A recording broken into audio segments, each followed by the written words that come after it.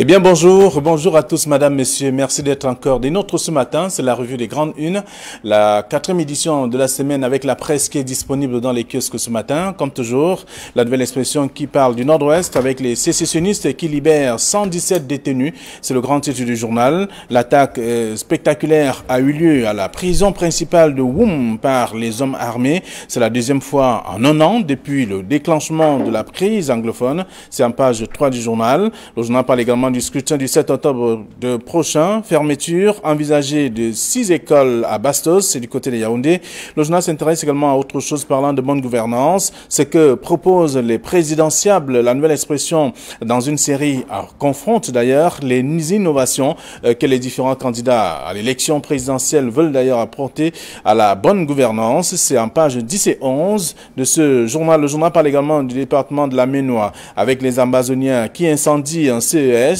Un groupe d'assaillants a fait donc irruption à Fosson et Lelem dans l'arrondissement de Fongo-Tongo. Le directeur a été molesté et jeté dans un ravin. C'est ce qu'on peut lire. On peut lire en page 2 du journal La Nouvelle Expression de ce matin. Le journal Info Matin qui est dans les kiosques parle de notes de lecture. François-Xavier Etoga décrypte Paul Biya.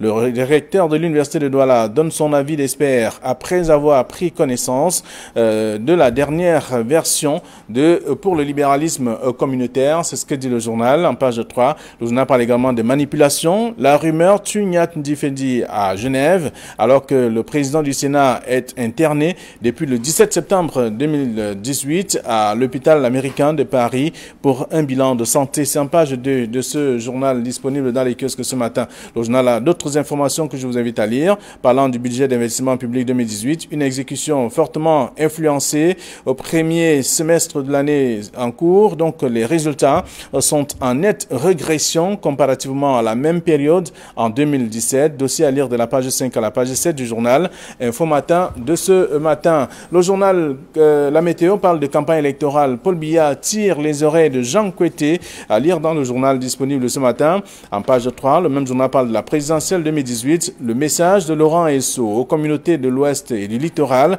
après avoir échangé avec ses chefs Sawa hier en matinée. Le garde des Sceaux a reçu en audience également dans l'après-midi les chefs des communautés Bamileke et Bamoun en page 4 du journal. Et puis on parle aussi de la gendarmerie avec une nouvelle salle de vidéosurveillance. Donc le bâtiment flambant neuf et super équipé a été réceptionné le 24 septembre dernier à Yaoundé par le secrétaire d'État à la Défense, Galax Etoga. En page 3 du journal disponible ce matin dans les kiosques. Le journal qui est un autre journal qui est disponible, c'est bien entendu Émergence qui est dans les kiosques aussi, qui s'intéresse à l'actualité et qui propose ce matin d'autres informations que je vous invite à découvrir, parlant notamment des boursiers qui sont aujourd'hui en difficulté. Parlant des boursiers, on apprend de l'enseignement supérieur dont ces boursiers camerounais abandonnés à leur sort par l'État au Maroc et bien entendu en Tunisie. Et en parcourant l'article de ce matin, on peut découvrir qu'ils n'ont pas reçu un copec depuis pratiquement plusieurs mois aujourd'hui. Et donc, tandis que certains crient leur colère, il y a que le gouvernement reste pratiquement muet sur la question. Pourtant, ils sont des enseignants et ils veulent donc rentrer dans leurs frais. C'est en page 5 du journal. C'est à la suite de l'enquête qui a été menée par le journal Émergence de ce matin.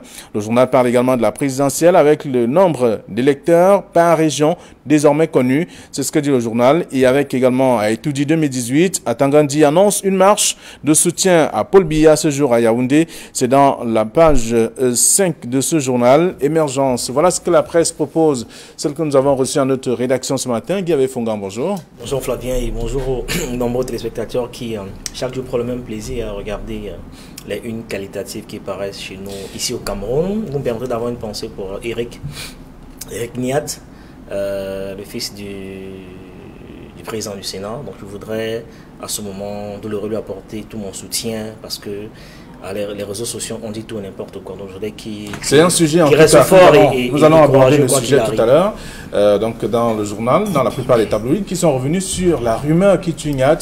C'est d'ailleurs l'un des titres aussi à découvrir dans le journal ce matin. Donc bonjour Kamini. Flavien Valonon, bonjour. Bonjour Guy Fongan et félicitations pour votre flamboyant NEPAP.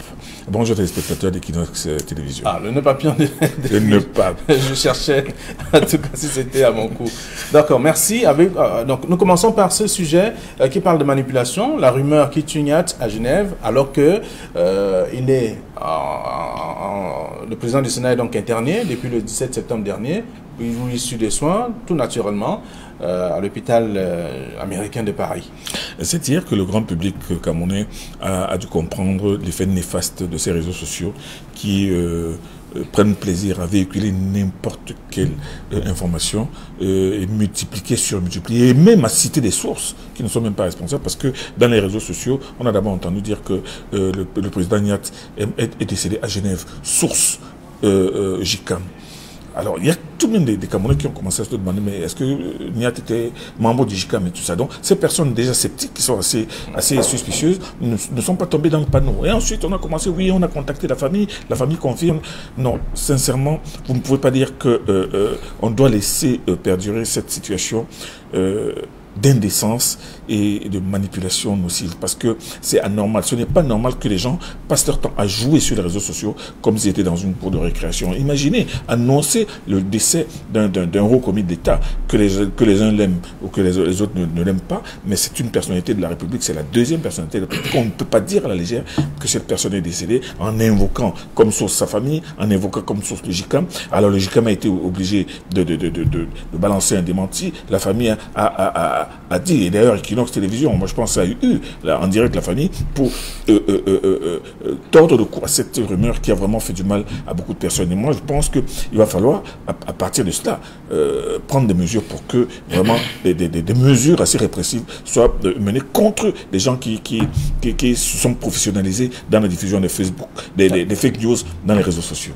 Alors la rumeur tue Niat, c'est une formule utilisé par la plupart des tabloïds, un peu comme on a annoncé le décès du chef de l'État, la rumeur sur le chef de l'État, bien d'autres personnalités du pays sont passées par là.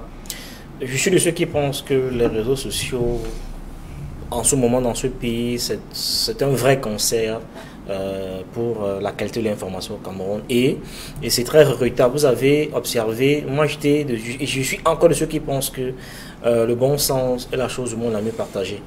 J'ai vu des journalistes relayer une information comme quoi le JICAM confirme la mort de j'étais totalement scandalisé, mais c'est révoltant. Je dis, au nom de quoi c'est au JICAM d'annoncer la mort du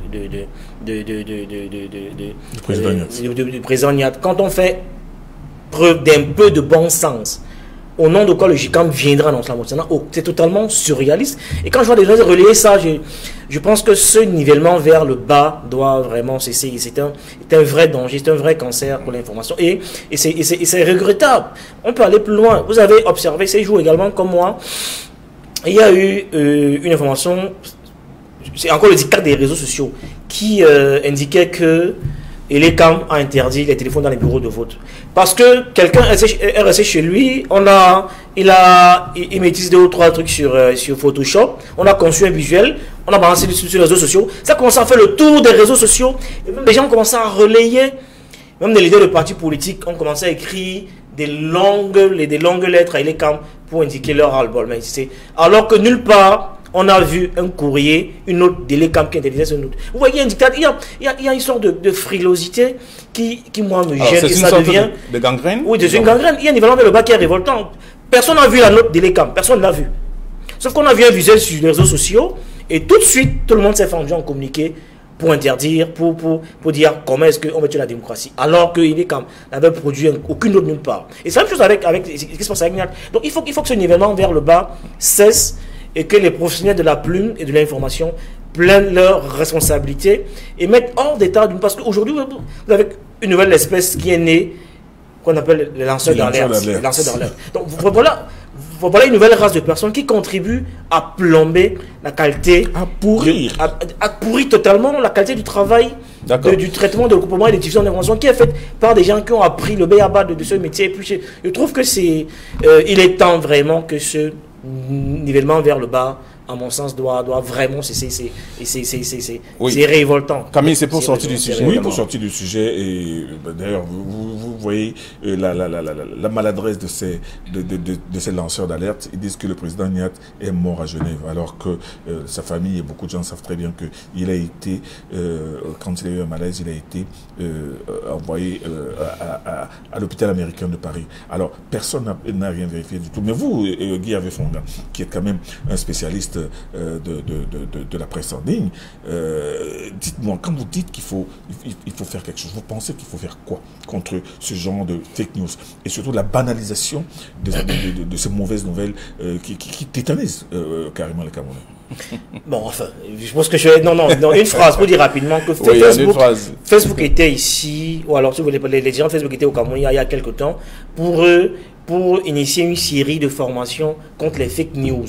Parce qu'aujourd'hui, les gens sont, je veux dire qu'il y a des astuces pour pouvoir repérer qu'une information est fausse ou elle est vraie. Vous ne pouvez pas, au jour d'aujourd'hui, j'allais dire, vous rassurer de l'authenticité d'une information quand la source n'est même pas forcément identifiable. C'est comme j'ai vu sur vous avez des sites qui ont autorité, vous avez des sites qui sont crédibles. Donc aujourd'hui, on peut savoir que ce type d'information, quand ce n'est pas relayé par au moins 3, 4, 5 sites sérieux, alors vous devez prendre l'information avec des pincettes et ne pas tout de suite vous engouffrer et relayer ça dans toutes vos plateformes. Parce que quand l'information est avérée, vous voulez dire, il faut de manière naturelle, il faut une confrontation des sources. Oui, chacun devrait pouvoir mener cet exercice. Parce que quand l'information est exacte, elle est vérifiée, au moins vous êtes à peu près certain qu'au moins 4 ou 5, 6 organes sérieux vont la relayer.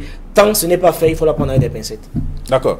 Alors, donc on va laisser le son au lecteur d'aller lire ce que la presse propose, le journal Info Matin, qui parle donc de manipulation, la rumeur Niat à Genève, alors que le président du Sénat est donc interné depuis le 17 septembre dernier à l'hôpital américain de Paris pour un bilan de santé. Il y a Émergence qui fait savoir que Nian Difendi se porte bien. Voilà, donc on peut dire aussi dans le même journal. Autre chose, ce matin, la Nouvelle Expression parle du Nord-Ouest avec les sécessionnistes qui libèrent 117 détenus et ce n'est pas la première fois.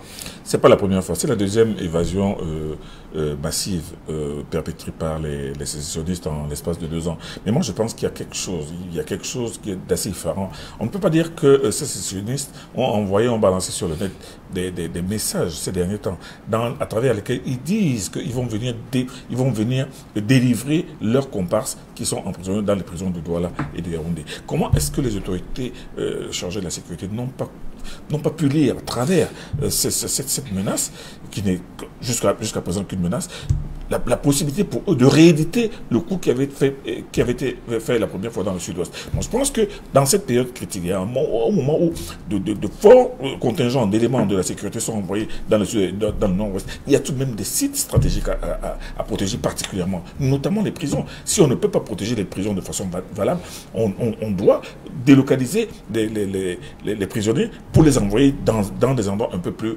sécurisés. Mais on ne peut pas dire que à Woum, par exemple, cette prison qui a 117 détenus, mais qui n'a pas d'électricité, il n'y a pas d'électricité à Woum.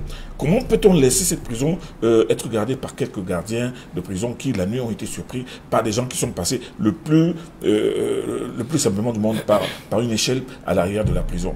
Je pense qu'il y a un travail de sécurisation d'un certain nombre de sites bien précis à faire qui n'est pas fait par des autres. Il faut faire de la prévention. Il faut se dire que ces gens peuvent aller attaquer par là. Ils peuvent aller attaquer les décès. Ils peuvent aller attaquer les bureaux administratifs. Il ne suffit pas de mettre à la disposition de chaque sous-préfet 40 militaires. Non, il ne suffit pas de cela. Il faut, par exemple, sécuriser et les commissariats. Regardez, par exemple, ce matin, le commissariat de sécurité publique de Limbe a été attaqué. Il y a 2 inspecteurs de police qui ont été tués et 2 pistolets mitrailleurs emportés. Il faut sécuriser les commissariats de police. Il faut sécuriser les brigades de gendarmerie. Il faut augmenter les effectifs de militaires sur un certain nombre de sites sensibles. Moi, alors, chaque fois que les organisations sont déroulées, ce sont des armes qui ont été emportées. Il y a les armes qui sont emportées. Il y a des armes qui ont été emportées, même à Woum. Il y a quelques armes, quelques fusils qui ont été emportés. Il y a eu 117 prisonniers qui sont enfuis. Bon, il y en a une trentaine qui sont revenus d'eux-mêmes en se disant qu'il ne faudrait pas qu'on confonde les choses. Mais pendant ce temps, c'est une immense battue. Et imaginez que sur les 117 qui sont partis maintenant, et qui estiment que, sur ceux qui sont partis, et qui estiment qu'ils doivent la liberté en Baboy, imaginez le nombre de ceux-là qui peuvent aller maintenant grossir leurs troupes. Il y a vraiment un travail de prévention, un travail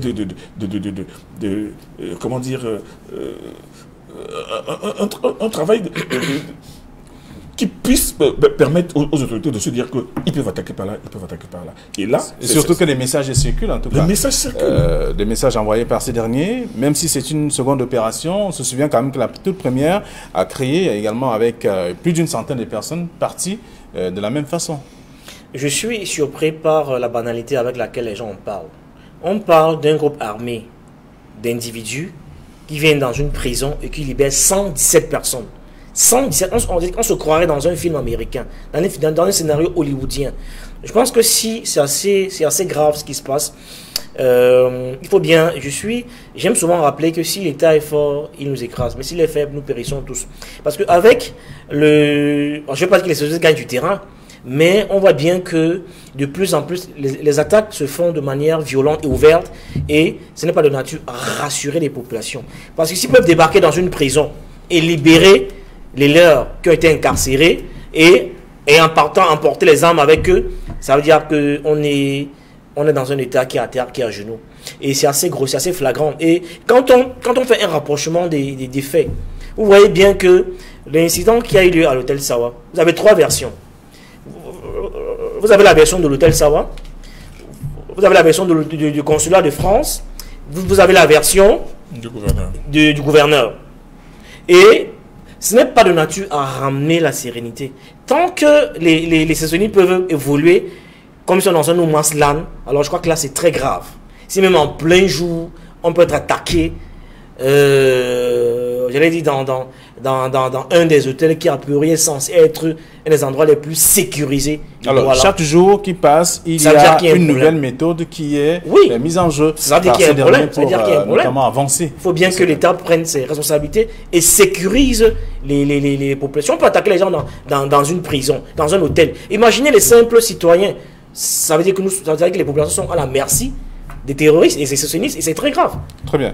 Alors, donc, on va lire l'article en page 3. C'est un article qui relate un peu ce qui s'est déroulé à Oum, Kaminele. Oui. Ce sont des questions de sécurité. Ce sont des questions de sécurité. C'est pour ça que moi je dis, je le maintiens.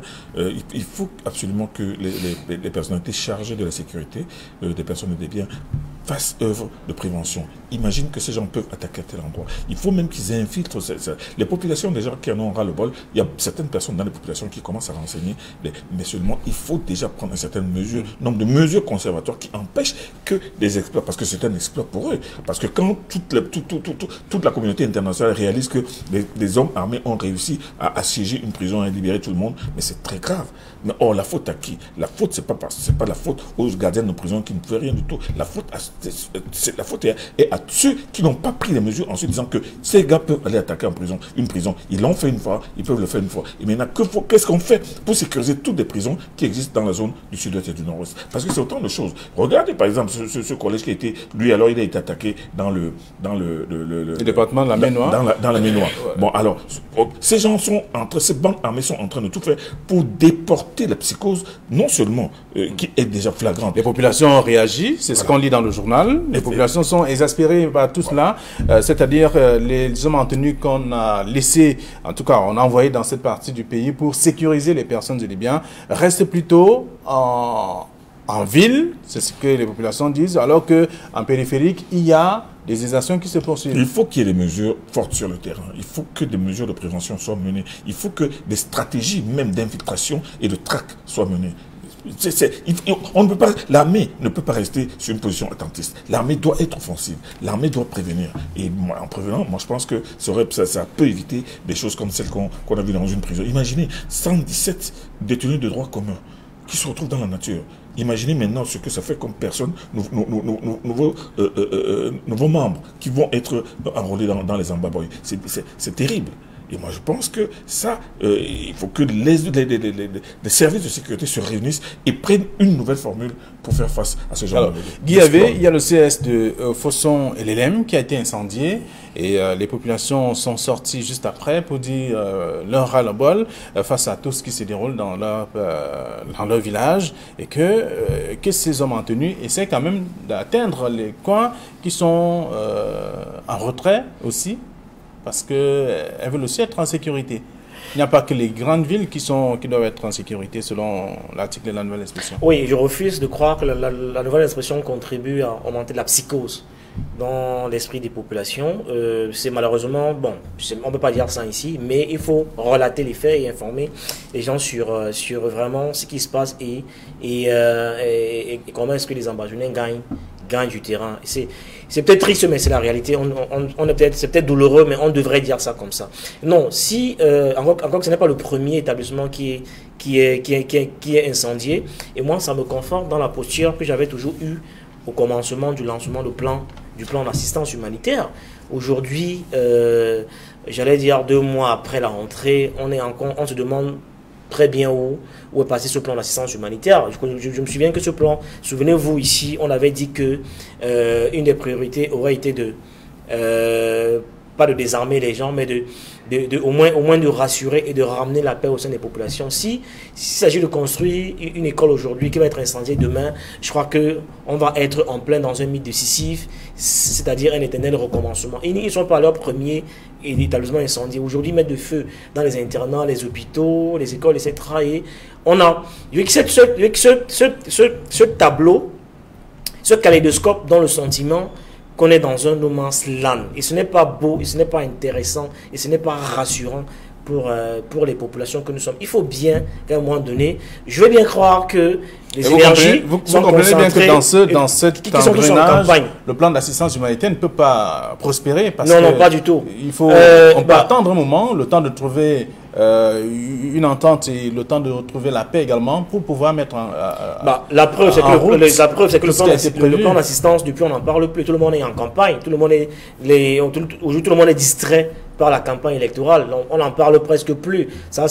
Le plan d'assistance semble avoir été remis au calendrier grec et donc les populations continuent à souffrir le martyre, les écoles continuent à être incendiées, les enfants continuent à ne pas pouvoir aller à l'école et donc il faut bien que dans un moment donné on ait le courage d'hiérarchiser les priorités et de pouvoir définir ce qui est bien en premier pour nos populations. Aujourd'hui, de manière à ciel ouvert, les écoles sont incendiées. J'ai l'impression que ça ne dit rien. Et moi, je trouve ça assez inconfortable dans la mesure où on a oublié de croire que l'État est incapable, au moins, pas de mettre fin à la crise, au moins de sécuriser les populations. C'est tout ce qu'on demande, qu'on rassure. Mais si au fil des jours, on continue à aller enlever les gens dans les prisons, incendier les écoles, ça veut dire que j'ai envie de croire que c'est un État qui est à genoux. Et c'est dommage. Est-ce qu'on parlera de l'incapacité de l'État à pouvoir...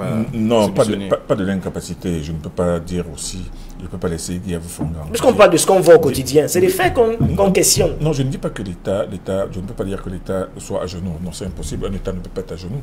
Mais moi, je dis... C'est l'impression qu'on a, en tout cas. Oui, une impression peut être loin de la réalité. Voilà. Mais ce que je pense, et ce que beaucoup de gens pensent, c'est que nous nous trouvons dans une situation où il y a plusieurs bandes armées qui agissent chacun de manière indépendante. Et c'est ça surtout. Parce que quand on dit les ambazoniens, c'est comme si c'est des gens qui étaient qui dépendaient d'un commandement central, qui pouvaient planifier les opérations, aller à tel endroit, aller à tel endroit, aller à tel endroit, ce qui n'est pas le cas.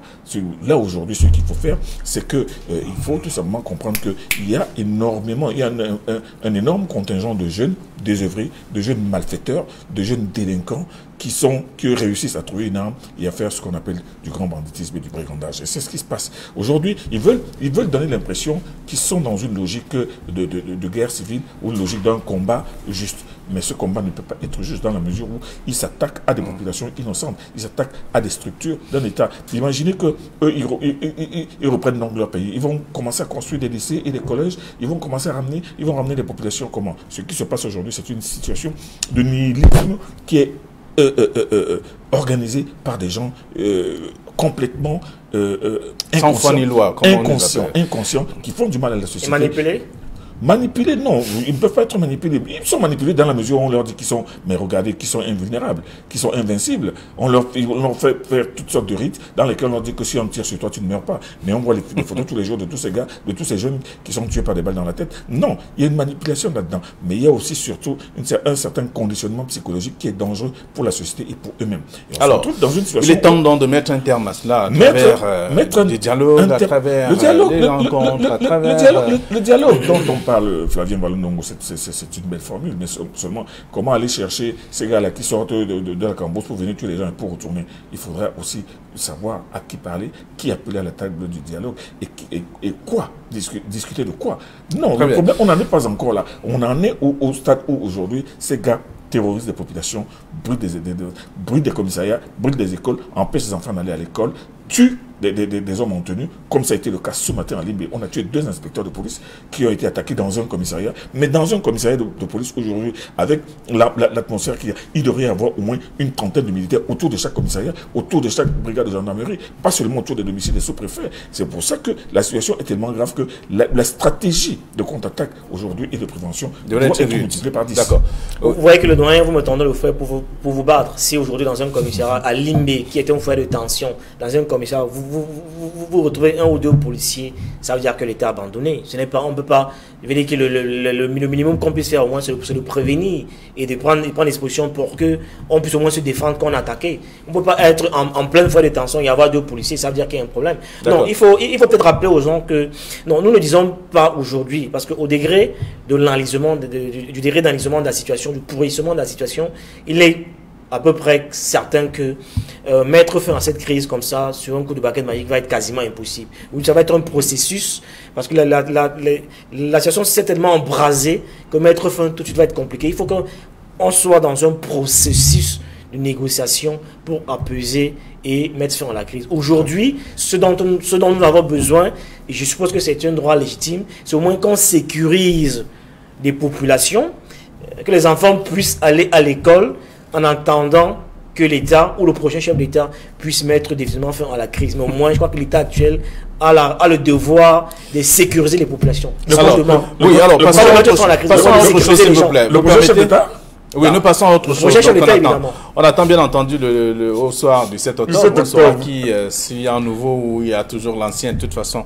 Donc, on attend ce jour-là. Alors, la nouvelle instruction est restée sur le scrutin puisqu'on parle du scrutin du 7 octobre. Fermeture envisagée de 6 écoles à Bastos. C'est ce que dit le journal. Sur cette question également, on a vu qu'il y a des élèves qui vont aller, des écoliers qui vont aller en congé de manière forcée. Un congé forcé, mais un congé qui aujourd'hui dit son nom, parce que lors des élections précédentes, on ne nous avait jamais parlé de la fermeture de ces écoles. Peut-être qu'elles étaient fermées avant l'élection, mais aujourd'hui on réalise que parce que le chef de l'État va aller voter dans son bureau de vote à Bastos, il faut faire de la peinture, il faut refaire tout, il faut mettre des moquettes, il faut que le chef de l'État soit dans un confort optimum pour qu'il puisse aller voter. 7 ans après, parce qu'on a vu la même chose en 2011. En 2011, c'était le cas. Oui, mais ça veut dire quoi? Ça veut dire que le bureau de vote de Bastos est un bureau spécial. Moi, je pense que le chef de l'État est un candidat ordinaire comme tous les autres. Il est le candidat sortant. Mais au moment où il est en train de voter, il est un citoyen ordinaire qui vote.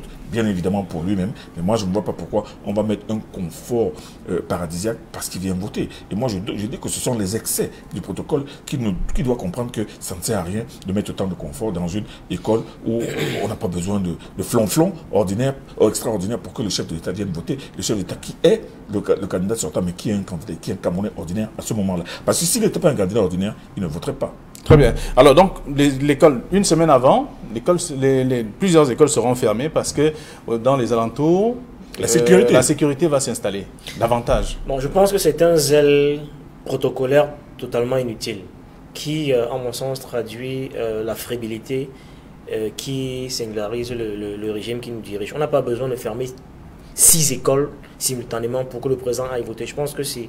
on pouvait très bien... Il a souvent voté à l'école publique Bastos. Ce n'est pas la première fois qu'il vote là-bas. Et on pouvait très bien se contenter. Au moins de cette école-là, on vote un dimanche. Il n'est pas nécessaire de faire tout ce cinéma-là pour que... Alors, la situation sécuritaire actuelle peut booster... pour un vote qui ne prendra même pas 10 minutes après, pour un vote qui ne prendra même pas 10 minutes après, il sera parti pour que les enfants perdent près de 2 semaines d'école. Je pense que c'est un peu fort de café, c'est exagéré, on n'en a pas besoin. C'est un signe de fébrilité qui ne rassure pas, qui indique peut-être que le président est même en plein cœur de Yaoundé, il est toujours craintif, il a toujours peur. Moi j'avais rêvé, je suis de ceux qui avaient rêvé de voir le président Paul Biya démarrer sa campagne dans l'une des villes du sud-est ou du nord-ouest. Mais manifestement, ce ne sera pas le cas. Il n'y a personne là-bas. Et personne n'en parle, ce ne sera pas le cas. Donc, il ne va pas y aller. Voilà qu'aujourd'hui, même en plein cœur de Yaoundé, il est obligé de renforcer de manière brutale un dispositif sécuritaire parce qu'il va aller voter. Ça veut dire que même en plein cœur de Yaoundé, on est fébrile, on a peur. Oui, mais Guy avait et c'est inquiétant et c'est de nature et parlant de peur, la psychose de la population. Et parlant si on de a peur peur, à Yaoundé, ça dit qu'il y a un problème. Parlant de peur, on parle également dans le journal La Météo ce matin, on parle de gendarmerie avec une nouvelle salle de vidéosurveillance qui a été aujourd'hui qui est opérationnelle. Le secrétaire d'État en charge de la gendarmerie, lui, a inauguré la structure il y a quelques jours. C'est pour permettre d'être au parfum de tout ce qui se déroule à Yaoundé, dans les périphériques également. Est-ce qu'il y a un petit mouvement qui puisse inquiéter la population? On peut déjà détecter. Il ne s'agit pas d'une nouvelle salle de vidéosurveillance. Il s'agit de la première salle de vidéosurveillance. Parce que le bâtiment lui-même, il est vraiment impressionnant, en plein du secrétaire d'État à la Défense, avec du matériel de haute performance. Mais ce que je veux dire, c'est que ce n'est que le début. C'est la première, on commence par Yaoundé. On va faire la même chose à Douala et dans toutes les autres grandes villes. Parce que si vous remarquez bien, à travers toute la ville, il y a des caméras de surveillance un peu partout. Maintenant, il y a des techniciens qu'on va former pour bien surveiller tous les coins de la ville. Et pour quel résultat, comme qui dirait?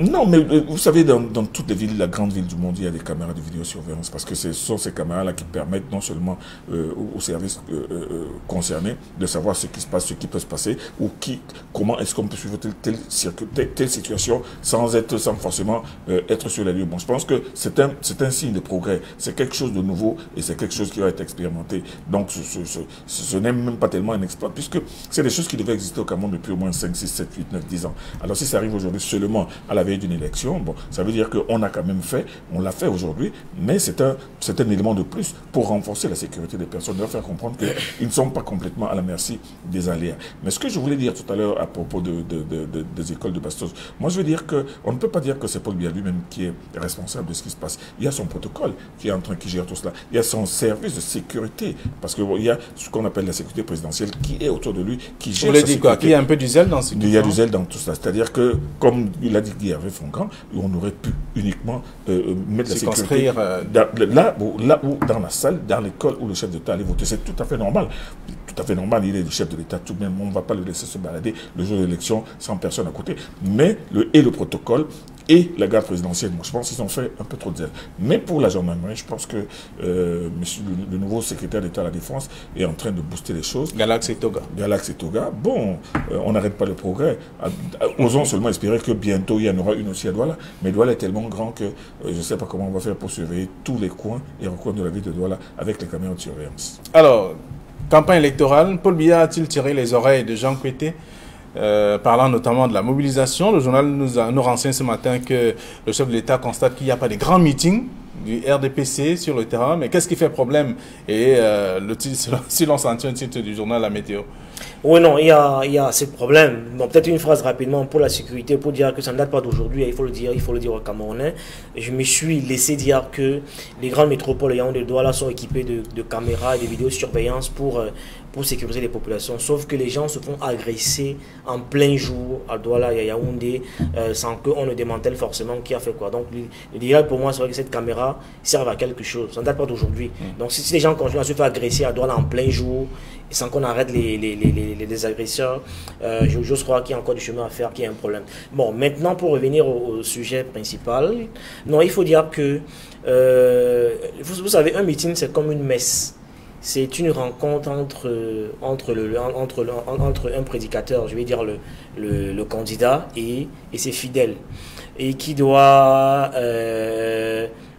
pas les convertir, mais qui doit les amener à adhérer à son église à lui. Donc plus ils sont nombreux, plus il a les chances de fédérer des gens autour de sa religion et de son église, avec une première lecture, deuxième lecture, troisième lecture, comme disent les catholiques. Or, il se trouve qu'aujourd'hui, depuis le début de la campagne, nous avons eu droit au plus à 2 meetings dignes de ce nom.